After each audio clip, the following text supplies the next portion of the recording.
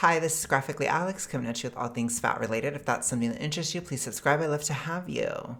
So we're going to go ahead and finish up the NEDA video today. So let's just dive right in.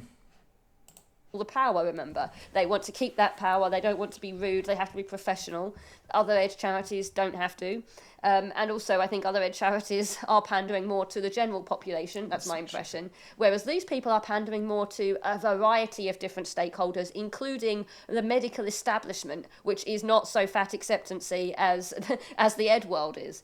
Screening for EDs prior to and during any weight-related treatment is critical. If ED concerns are presented at any point, the patient should be referred to an ED specialist prior to and before continuing any other weight-related treatment interventions. That is not radical haze at all. That's soft haze or non-haze. That's one of the two. You're admitting that there is a situation in which weight-related treatment interventions are appropriate.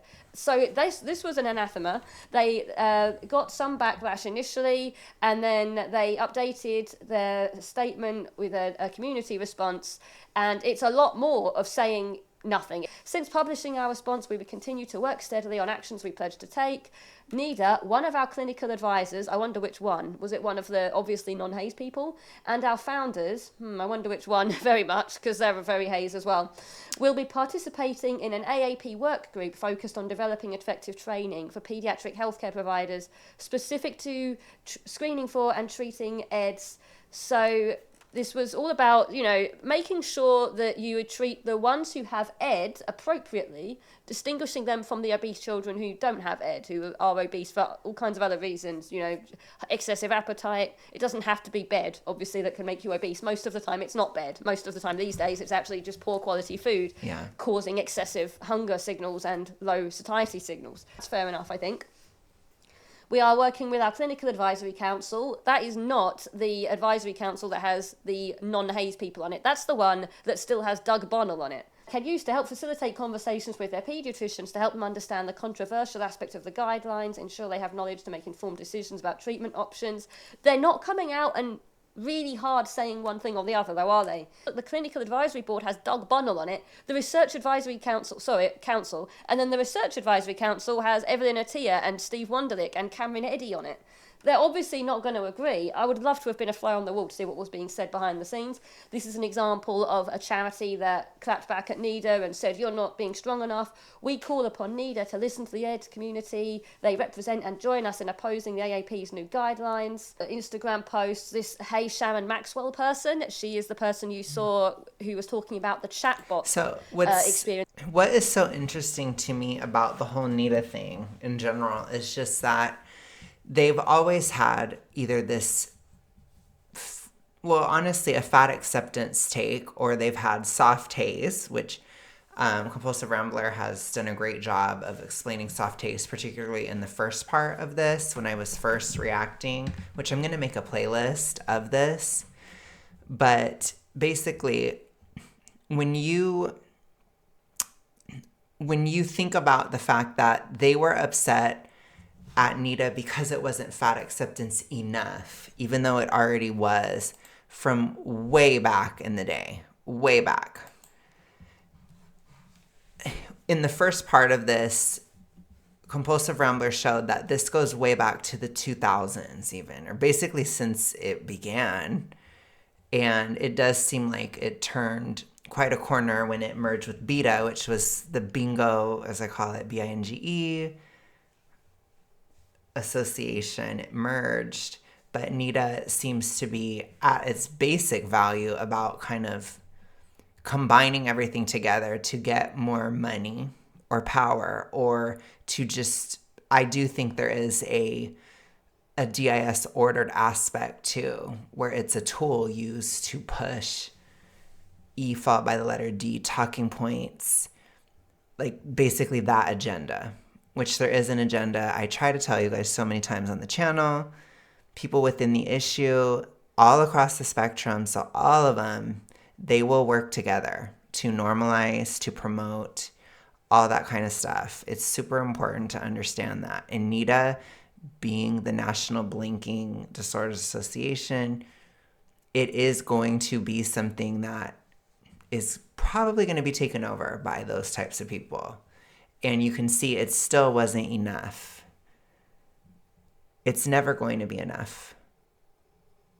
So I keep trying to tell people, please do not capitulate to fat acceptance people. Please do not try to appease a zombie. I talk about them in terms of zombies because that's what I do on the channel. Because zombies work together in a horde, like people in this issue.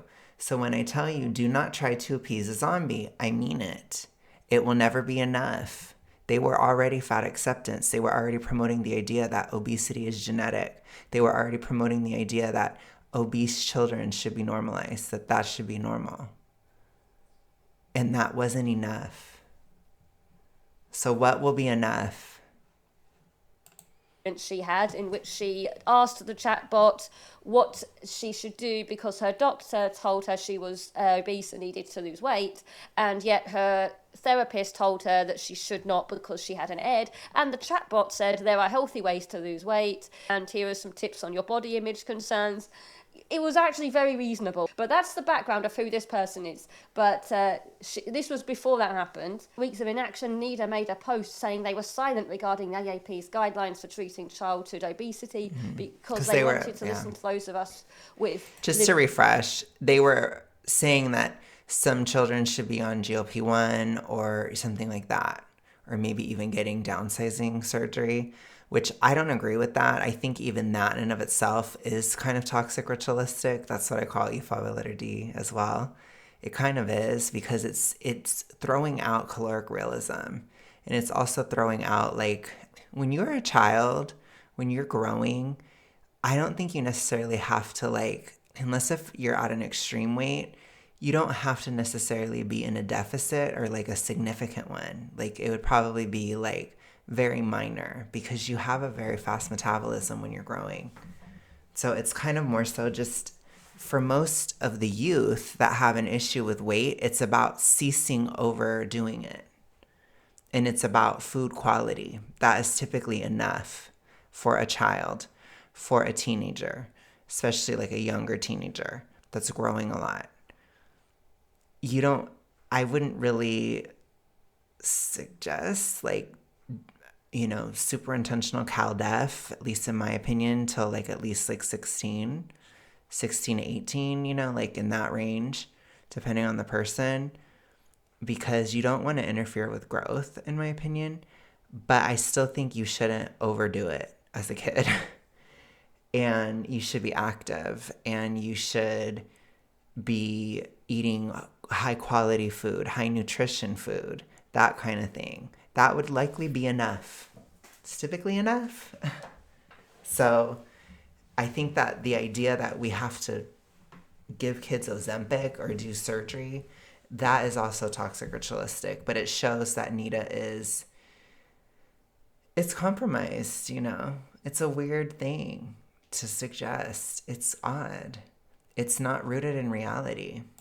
Lived experience first, I call BS, here's why. And then she talks about her experience where she was asked to help NEDA with its understanding of people who were obese. Well, they wouldn't have used that word, and she says that she doesn't feel that her advice was listened to. Interestingly, after a lot of discussion, apparently the CEO, which I believe still would have been Liv Thompson, who will come up again in a second, at the time, said they went another route. So I don't know what Sharon was telling them to do that they said they didn't want to do. I suspect it was just too far haze.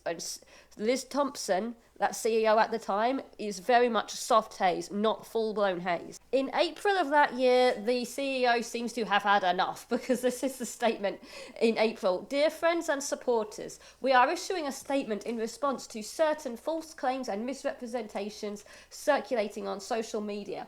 We have been wrongfully accused of having advanced knowledge and being supportive of the AAP Clinical Practice Guideline, blah, blah, blah, blah, published on January 9th. To be clear, these accusations are false. NEDA never consulted with, nor were we consulted by the AAP concerning these guidelines prior to their publication.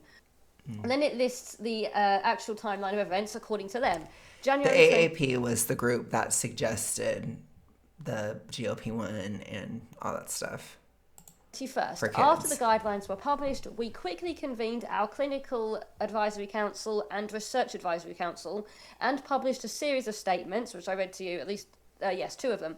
January 23rd, a few days later, we met with the American Academy of Pediatrics leadership to express our concerns and talk about the importance of forming a task force with leading ed experts and asking for the guidelines to be halted. January 23rd again, we introduced the American Academy of Pediatrics to the Academy of Ed leadership, which is it's an association more so than a charity as such.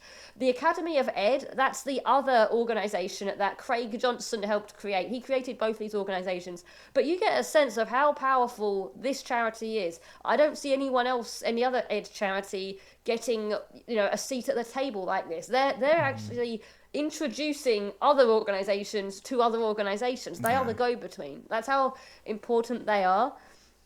11th of April, the implementation of guidelines has been halted, and the first meeting of It's interesting to me too, because this all went down in 2023, and it seems like that's when they really started pushing control over like YouTube specifically, like, or it was certainly after that. Like, I first noticed it a lot in 2024. They did come after my channel. That's why the Toxic Ritualistic was born. It happened in August. And I was like, what? I'm like, how am I supposed to talk about this? So I literally just created an entirely new way of talking about it. And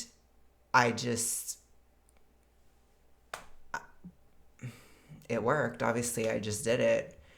And, but it is tough. I mean, a lot of people are like, what are you even talking about? It's like, I have to talk about it that way because of NEDA, because they were coming after me at that time. Angelica is still being very closely watched with any little thing. And it's tough. It's really tough. And it is very arbitrary. It's ever-changing, arbitrary. It's all that stuff. They don't really know, I feel like they don't know. Or but my point with that is I wonder if they did that because they were in chaos themselves or something.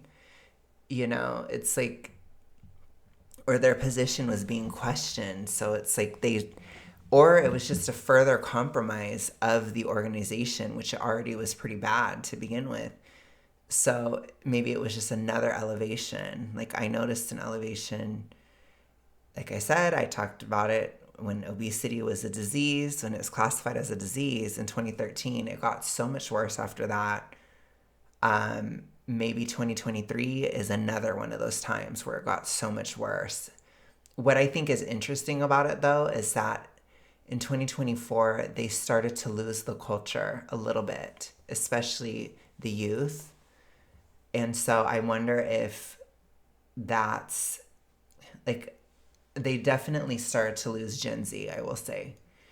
Like fat acceptance and all that kind of stuff. Because of what happened with the Leo Skeppy thing, that was kind of like when fat acceptance jumped the shark. And then there were certain changes to TikTok, and everything just kind of split up and deorganized basically a little bit. And that's what gave a lot of people in anti-fat acceptance the idea that we were really winning or things were going really well. And I knew at the time that they were weak, but I knew that they would be back. And I knew that they would be back in 2025. And here they are. They're just using institutions and things like NEDA. They're cracking down further. So it's like, it's not anywhere near done. Like I said, I mean, I always bring it up, but people, I think from 18 to 30 in 2025, or no, it was 18 to 29, 1% went from obese to not. One. For people in their 30s, it was like 2% or something like that. 2 to 3%. It's not like, most of the downsizing is happening within Gen X. So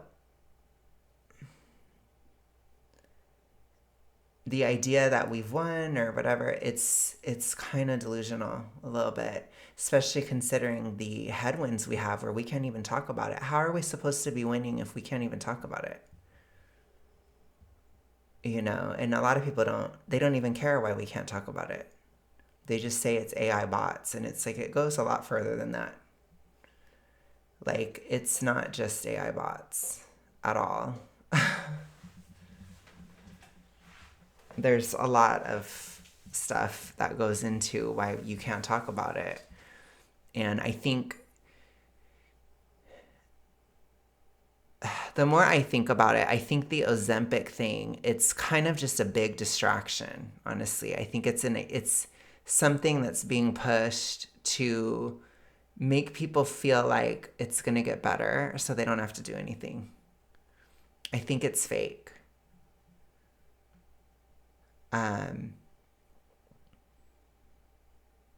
That's what I honestly think. I think it's kind of like it's you know, kind of bred in circuses, you know, for anti-FA. That's what I'll say. Or for people that support anti-FA, it's like people think, oh, it's really getting great, like for fireflies, you know. I do think Ozempic is a firefly thing because it's one of many things, just like I will say, which firefly is somebody who's anti-FA. I will say caring about food quality is also a firefly thing, absolutely, because food quality does affect satiety, which does directly relate to the obesity issue. And Ozempic does help with certain hormonal disorders, including diabetes, obviously, but also other ones that also affect obesity. So it's definitely something that I do support. But I think that certainly the toxic ritualistic recovery aspect of Ozempic is so full of lies. It is absolute bullshit. People are usually just switching to a different one. And you can see by the way they talk about it, the way they act about it. I will always bring up Amy and Half, you know. But regardless, I wonder if that's like 2023 is also the year that Ozempic came into the spotlight too. So I wonder if we will look at that year as a time when it started to get better after, or a time when it got way worse. And that's what worries me as an activist, is that was certainly another inflection point. That's what I'm saying. And I think this is a part of that. American Academy of Pediatrics task force was held. And to be confirmed or something, we plan to publish an English and Spanish version of our parent guide to help with individuals and families navigate these conversations armed with knowledge. Yeah, the rest of it's a bit salty, to be honest. Sadly, in the age of social media, just publishing something makes it true in the minds of some people. We know the intelligence and passionate of people in our community. Don't be misled. Ask questions. Require citations and facts. Verify before reacting. After the chatbot problem, it got even worse for them. Telling a zombie to ask before reacting. Good luck. And they actually named and shamed this advisory council. They say the majority, 4 out of 7 of the individuals on this council have devoted a portion of their work to treat the OSA. I actually think it's a little higher than 4 out of 7, but that's my own research. And finally, your reward for watching this far into the video. You can now understand the context behind this amazing leaked email, seemingly leaked to Hey Sharon Maxwell. God knows what that means, because there are not many people CC'd in and mentioned in this email, but somehow it got its way to Sharon Maxwell, who reported on it, and she also claims to have insiders in general in NEDA who are telling her all these things, so I don't think this is a very united front in general. And the CEO left soon after this email leaked. Here's what it says. It was sent Saturday, June 3rd, 2023. So that's after that post that Hey Sharon Maxwell made, naming and shaming the members of the Research Advisory Council.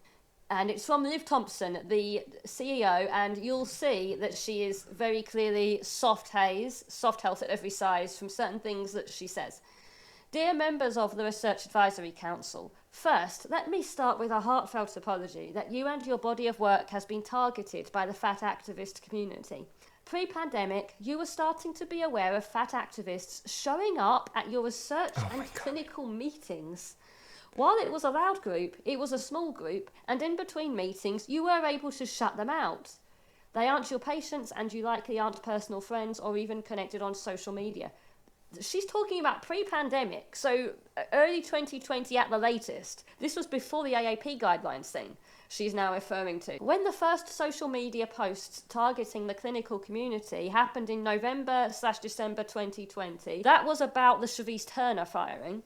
Likely, some of you weren't even aware of it. If you were not targeted, it wasn't something you were aware of. If you were targeted, you were thankful that there weren't in-person meetings and you were hoping it would blow over before you saw others or had to deal with the issue directly. And perhaps you thought it was a one-time thing, that Charisse and the fat activists were just getting their ire and irritation out of their systems before returning to more significant work, like getting more MIH funding for ed research, or creating a shared agenda for advocacy, or increasing reimbursement strategies so more people would have access to care. Around that time, the clinical community was starting to see these actions ratcheting up. Some of you signed a letter asking the AED, that's the Academy of Ed Professionals, that association, they have meetings of research and sharing ideas as well. Some of you signed a letter asking the AED to put into place safety measures so that researchers working on obesity, brackets, the true clinical term, that's a very soft haze thing to do, wouldn't be targeted from the floor as they presented their research to their colleagues. They wrote a letter asking about safety because they didn't want to present research to their colleagues. This is crazy stuff. There was a consideration about banning advocates or anyone not... Real life zombie war.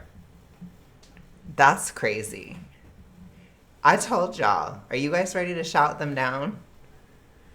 People always act like I'm crazy because I say that. You ready to fight a clicker? Are you going to fight them in person? When they yell at you, are you going to yell back at them? Are you willing to do that? Because that's what it takes. And people don't have that in them. They're gutless. So they just take over. If you can't handle a tantrum from somebody in this problem, then you're a part of the problem. You're weak and gutless, and you let them take over everything and just make it worse and worse, and it will never be enough. I keep telling you guys that. It will never, ever be enough. They will never be satisfied. It will always keep going. It'll get crazier and crazier. It's never going to be enough. Not an official... They will keep their goal, and they will keep their goal of normalized obesity in the United States. They will not allow it to happen, and they will continue to spread it to the rest of the world. And that is what you will see. And it will work. And people will say, oh, Alex, you're crazy, da-da-da. Honey, they don't give up. You give up. You're gutless. They're not gutless. A clicker isn't gutless. They'll fight for this. This is their maladaptive coping mechanism that they built their whole life on. And they're being led by freaking bloaters that devote their entire life to this and are willing to unalive for it. Do you have that much determination? Now, the average person has way more numbers than them, but they are ferocious, incessant. Even like some haters I've had on my channel, they are incessant. You know, I've had different flavors at different points in time when my downsizing journey was more or less triggering to people. And I've seen how zombies act. And when they're in like attack mode, they are incessant. They never let it go. They will never, ever, ever let it go. It's wild. And especially something like NEDA, where it's about, it's framed, it's like they look at it and they see the power that it has over these conversations. So they will not shut up about it. They will go to it because they're very status conscious. Zombies, TR zombies, are very status conscious. So they will go to where they feel the power lies. And remember, we're talking very specifically about where the power involving weight conversations, weight issues, where those conversations happen. Like you've seen Virgie Tovar, she's talked to a bunch of like a medical board and doctors and all this stuff. Like they go to the hospitals, they will talk to them. Are you going to talk to the hospital as a Firefly? Are you going to go do that? That's what I'm saying. So who are they hearing? Oh, well, they shouldn't. They're doctors. They're not going to give in to that. They have integrity. No, because a lot of people are gutless. You know where it goes? I never had this issue. I guess I don't know. You had it. I guess you know it better. That's what a doctor thinks. That's what they say, because we project sanity on people with the TR. And I don't know why we do that, but we do. As a society, we project sanity onto somebody deep, deep, deep within these mental illnesses. That's what happens every day. AED member, so presumably these meetings were sort of open to the public to some degree. I haven't heard updates about how civil or not the sessions were. I've heard plenty about the feelings of general unrest that seemed to permeate the environment, in person and online. And then bang, the activists targeted some of you again, just as you were heading to your meeting. Oh my God. And in a way that felt public and awful. Brackets, it was awful. I don't know what event they're talking about. Perhaps this never made it online. I couldn't find any reference to them being targeted on the way to a meeting. Likely, some of you are asking, would that be happening if you weren't associated with NEDA? I'm not sure, but wild. I do know that this activism goes back about 5 years now, a time that predates the NEDA Research Advisory Council. We also know members of the fat activist community met in New York City over the last week, and in advance of that meeting seemed to be flexing their online presence and establishing who is with us and who is against us. To be clear, this online commentary isn't coming from just the advocates. It also includes your colleagues, people like Molly Plotkin and other recognised names in the clinical and therapeutic communities who are liking these posts, commenting on these posts, and elevating the content. It is a movement fueled by hurt and anger, and gains power not in setting an agenda or actions for change, but in destruction and taking down. For this group of people... So what I think is happening is, I think for the longest time, I like to group the TR in two main categories. So you have the mild version and the severe version. That's what I like to divide it into, because, and I call it the stalkers and the clickers, right? That's the mild type. Severe is like the clicker type. So when you're mild, you can somewhat hide it. You still have enough brain function to be strategic about what you're doing. And a lot of times mild cases persist much longer because you feel like you don't ever have to get out of it. When you're severe, your whole life is built on it. You sound crazy. You look crazy.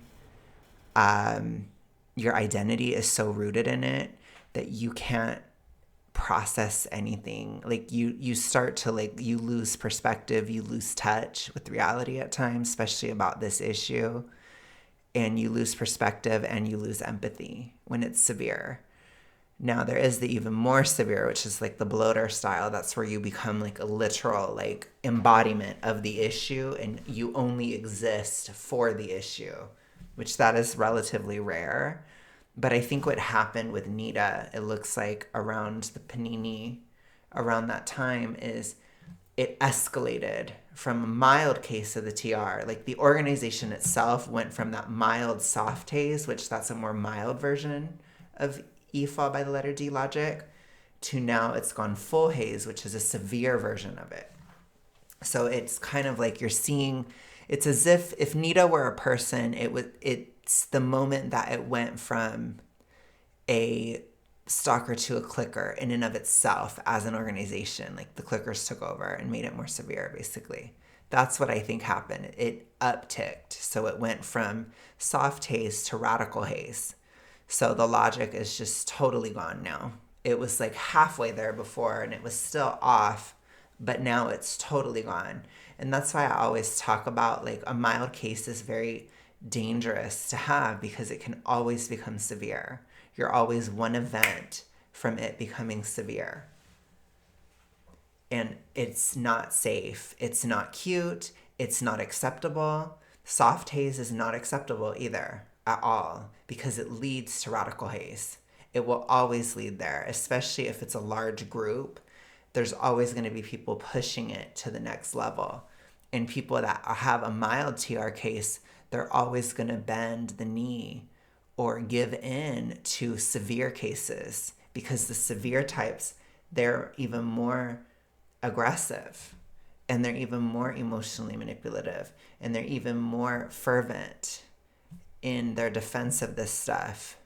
So, and then if you are a stalker, like if you have the problem, you're going to be weak to that type of logic. And even if you're overly empathetic, like if you're a type 1 zombie or like a stage 1 zombie where you're a runner, so you're subclinical, or you grew up around people in the issue, or you have codependency issues or whatever, that type of person is going to listen too. They're going to cave, you know? So it's bad, and that's what happened. It sounds like they're caving, or they have caved, and now you can't even mention downsizing on YouTube. And that's how it connects. And people are like, well, why should we even care about this? Because if you can't talk about this, you can't solve it. You need to understand that this issue thrives on secrecy, and this issue also thrives verbally. So, see, it's very contradictory. I know what I just said is super contradictory, but you have to think of it this way. When a zombie is talking to a non-zombie, they will be secretive. When a zombie is talking to another zombie, they will verbally reinforce. And it's often not necessarily just the words, it's the tone. It's emotional reinforcement. So it's videos, it's tone of voice, it's, having a certain posture, like I'm so smart or whatever. That's a big currency. If you're confident in the TR zombie world, you have a lot of social currency. And people don't think about that, or they think of it as like, well, yeah, I mean, people like confident people. No, like you don't get it. When you look at it from a zombified perspective, that's so important. It is such a huge flex to them because to them, it's like nobody could ever be confident because I'm not. And I mean, when you're not and you're in the TR, you're really, really, really not. You're obsessively unconfident to a point where, like I said, especially as a clicker, it is your whole life. Your whole world is revolving around that. It's something that people that haven't had the issue can't understand. And that's frustrating. But I understand why people don't get that. But the point is, when they censor people who speak out against this logic, who are charismatic, people who are able to just cut through the BS, that kind of thing, when they're able to censor that, that is a huge way that this is fought because it is reinforced verbally and through tone and all those things. It is also ended or disenforced, I guess you could say, or de-escalated through words and tone and charisma and emotion. I'm not a super I'm not a super charismatic person, but I'm a very emotional person, which is why I do feel my activism has been effective, or my message has been effective in terms of counteracting the TR, because I'm so emotional. And so I use emotional communication. I use tone constantly when I talk about these issues, and it is disincentivizing, it is de-escalating, and it helps to break the illusion, and it has to be repetitively stated for people who have the issue. So YouTube is a perfect avenue for that support. And NEDA is shutting that down. And so it's like, now people have to come to my channel. They have to decode what I'm saying. What if they don't want to decode what I'm saying? What if they're invested in staying in the issue? Well, that makes it harder. You see how much harder that is. It's really bad. It's horrible, but they have this power. They really do. I'm very sure who mostly identify as individuals with far democratic, big D leanings, it is very Trumpian behaviour.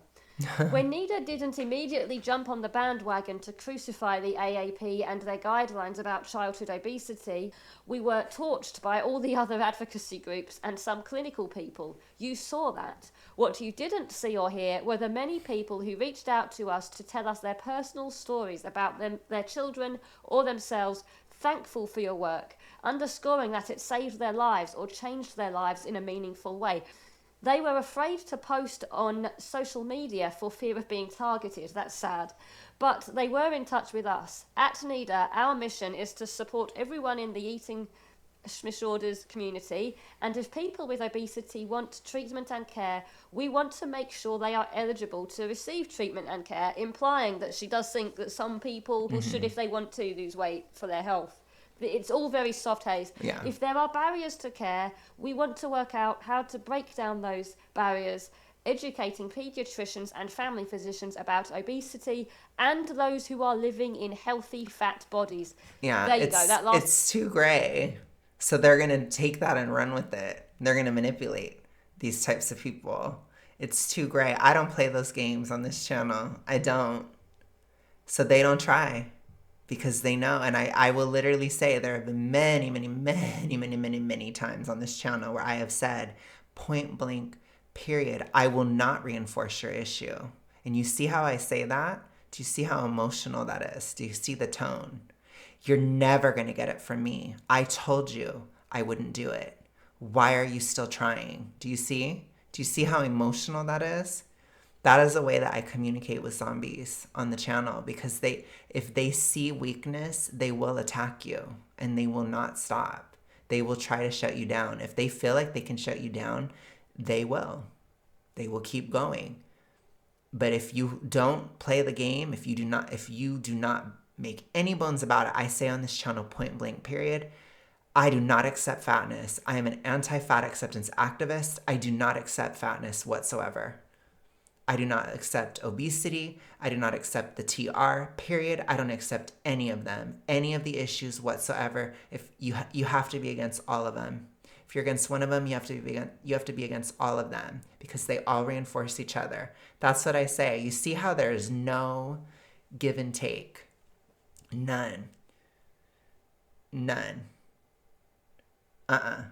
So when they're like, it will have people that are healthy that are obese. No. There is no such thing. Denied. Rejected.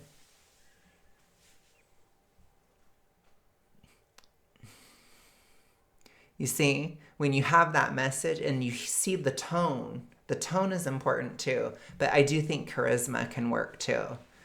And social standing, things like that.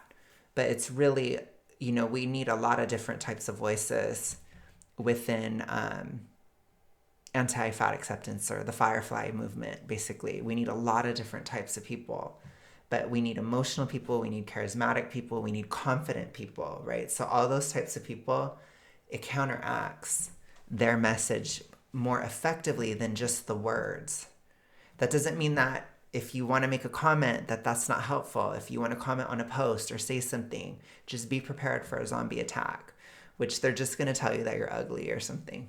They typically go for something superficial, but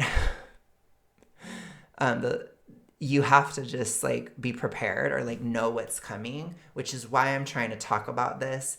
When I talk about them as zombies, I'm talking about how they engage in combat. So that's what we're focused on a lot, because if you want to fight them, you have to know you have to know what's coming for you, and you have to understand what's happening. And that's what I'm trying to do this year, is teach you all what is happening with it. But absolutely, you don't have to be a YouTuber. You don't have to speak out or do these things. If it's just not within you and you just want to write a comment, absolutely write a comment. Write a comment about caloric realism. They hate it. They really hate it. Write a comment saying that obesity isn't healthy. They hate that. But it's still important. So even just a comment is important. But I do think having tone and everything with it is also very important, especially with people in recovery too. It's very important. last line cements for me, she's in soft haze. The idea there is obesity, and she said earlier, the true clinical term, as opposed to false obesity, and those who are living in healthy fat bodies. If she just said those who are living in high BMI but healthy body fat percentage bodies, healthy body fat, fat mass index bodies that happen to be a higher BMI, I would not call that soft haze. I agree with that BMI is not accurate all the time, but she's literally calling them fat bodies. If you're calling them fat, you're implying that they have a lot of fat. So I don't agree with her there. I don't think there is such a thing as a healthy fat body. I agree. Our board and our senior team spent hours talking about this matter. We are not a social organisation getting into fads. We are an evidence-based advocacy organisation supporting research and the bridge from research to clinical care that will change lives, perhaps save lives. Please stay the course with us. This is important work, and leaving because of bullying won't help to make the change that is needed. I'm sorry you are being targeted. I'm thankful for your work. A second email with more information about Tessa, the chatbot, and NEDA will be forthcoming. Liz Elizabeth Thompson, CEO, NEDA. Gosh. That is just seriously wild. Like, the fact that,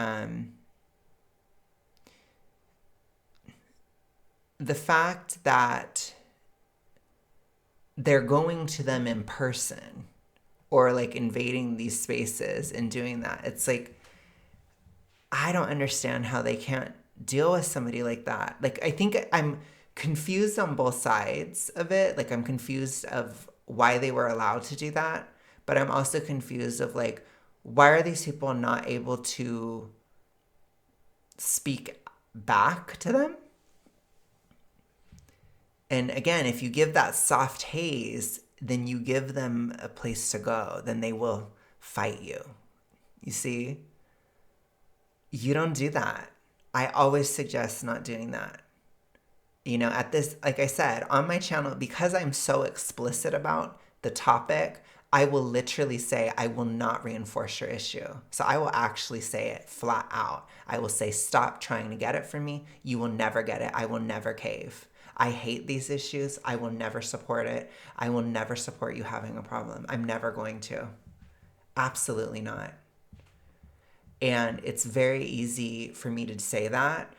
And the tone, they understand. So that's why I don't get a lot of it. I don't. And that could change. You never know. If my channel grows, I could have more zombie interactions. I certainly have had some, but I do fight back quite ferociously.